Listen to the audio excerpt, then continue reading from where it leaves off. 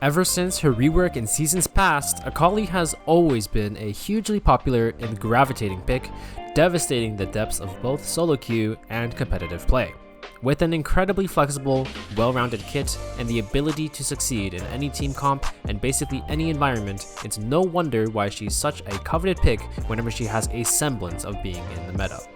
I'll be going over why she's such an important champion for many players in solo queue, her strengths and weaknesses in competitive play, and a few tidbits that you should be aware of with her so that you can maximize her kit both in and out of game.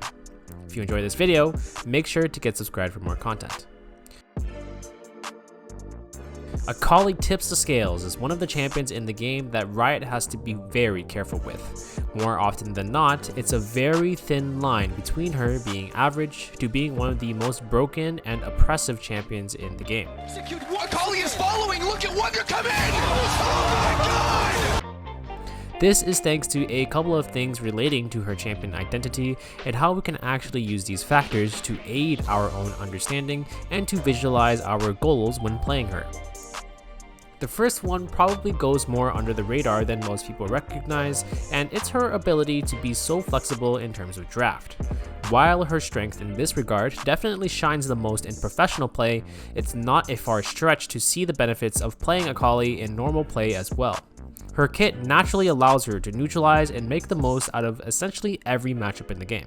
Tools like her shroud and the amount of raw dashes in her kit make her just really hard to punish in the early phases of the game, and her insane side laning potential and ability to take down priority targets in later stages of the game make for a really annoying combo overall.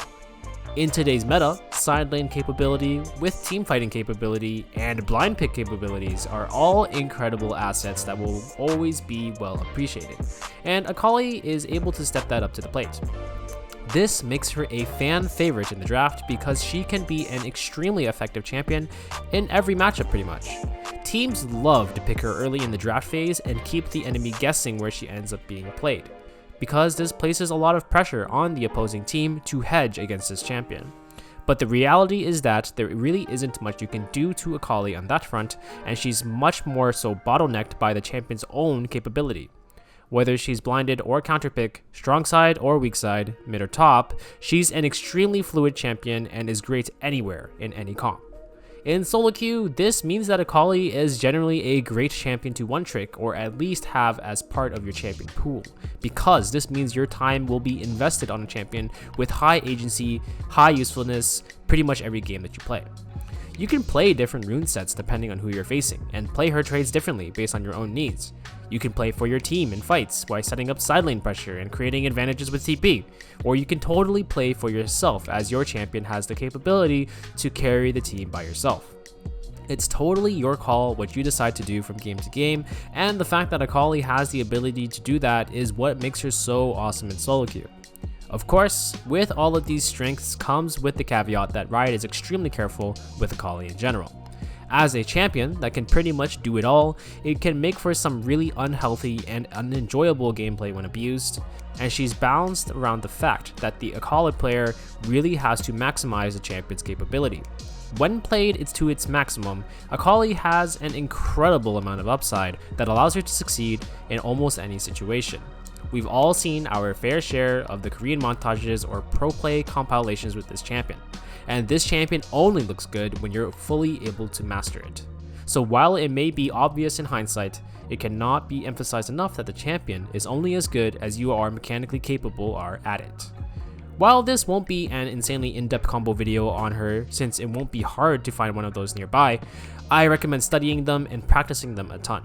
This champion moves so quickly, you have to feel like your combos are just an extension of your mind in the game, or else you'll easily fall flat on your face. So playing the high amount of games that the champion requires, as well as just simply respecting the process for it, will translate to success in game. Your knowledge will also be tested in understanding how your playstyle will adapt based on the game you're in. From game to game, you'll constantly be evaluating your ability to change your goals, understand your win conditions, which in turn affects what you'll be looking for. Maybe the enemy team comp is actually focused on diving your backline, which means that you yourself don't have to necessarily play for dive. Maybe it's impossible for your team comp to really win out on longer term fights, so you have to focus on yourself and bring pressure for your team in side lane. This can also be impacted by your ability to help your jungler in the early game for skirmishes, or if you need to navigate them to the other side of the map because you can't get prio in early stages. These are among the many things that you should be thinking about on Akali, because she's one of the few champs in the game that can be effective in all of these scenarios. Many other champions have innate weaknesses, and usually a lot of the mistakes come from playing these champions in the wrong scenarios, where maybe actually another champ simply would have been better. Akali spices things up a bit here because she's going to be effective in almost every scenario, as long as you recognize what you need to adapt and swiftly enough that you don't miss an opportunity. This is why she's so strong, and due to a combination of all of these factors, this is why I would totally recommend adding Akali to your champion pool. Thanks for listening to another installment of Why You Should Learn. As always, hope you guys found this insightful, and I will catch you in the next video. Stay fresh.